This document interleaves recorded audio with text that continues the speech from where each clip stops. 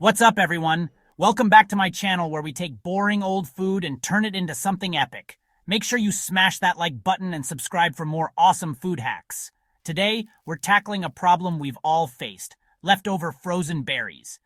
You know, those bags you swore you'd use for smoothies but are now stuck in the back of your freezer? Well, fear no more, because we're transforming them into 5 mouth-watering desserts that'll have you asking for seconds. First up, let's give these raspberries the royal treatment with a raspberry ripple cheesecake. Don't worry, it's way easier than it sounds. We're gonna start by crushing up some graham crackers for the crust. About 2 cups should do the trick. Mix that with 6 tablespoons of melted butter, then press it into your pan. Now for the cheesecake filling, grab 16 ounces of cream cheese, softened, and 1 cup of sugar. Cream those together until they're smooth and well combined. Now crack in 2 eggs and a teaspoon of vanilla extract. Mix it all up, then gently fold in 2 cups of those glorious thawed raspberries. Pour that beautiful mixture over your crust and bake it at 350 degrees Fahrenheit, 175 degrees Celsius, for 50 to 60 minutes. Let it cool completely before you even think about cutting into it. All right, blueberry fans, this one's for you. Blueberry buckle muffins. These bad boys are bursting with flavor and perfect for breakfast, a snack, or even dessert. Preheat your oven to 400 degrees Fahrenheit, 200 degrees Celsius. In a large bowl, whisk together 2 cups of flour, 1 cup of sugar, 2 teaspoons of baking powder, and a pinch of salt. In another bowl, whisk together 1 egg, 1 cup of milk, and half a cup of melted butter.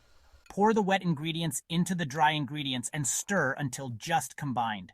Now gently fold in 2 cups of fresh or frozen blueberries. Line your muffin tins and fill them about 2/3 full. For the crumble topping, combine half a cup of flour, a 1/4 cup of sugar, and a 1/4 cup of cold butter cut into small pieces. Sprinkle that goodness over each muffin and bake for 18 to 20 minutes.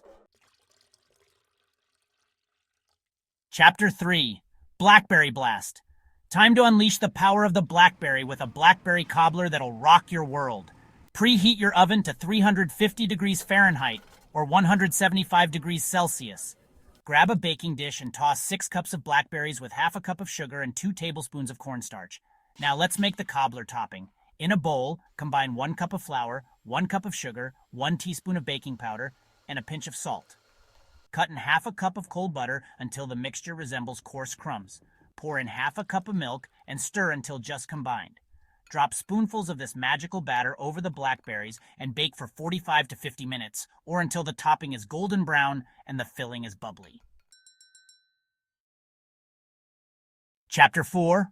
Mulberry Madness. You might not always have mulberries on hand, but trust me, this mulberry crisp is worth hunting them down for. Preheat your oven to 375 degrees Fahrenheit, or 190 degrees Celsius, and grease a baking dish. In a bowl, combine 4 cups of mulberries, a 1/4 cup of sugar, 1 tablespoon of lemon juice, and a pinch of salt. Pour that into your prepared dish. Now for the crisp topping, combine 1 cup of rolled oats, half a cup of flour, half a cup of brown sugar, a 1/4 teaspoon of cinnamon, and a 1/4 teaspoon of salt. Cut in half a cup of cold butter until the mixture resembles coarse crumbs. Sprinkle that goodness evenly over the mulberries and bake for 30 to 35 minutes, or until the topping is golden brown and the fruit is bubbling.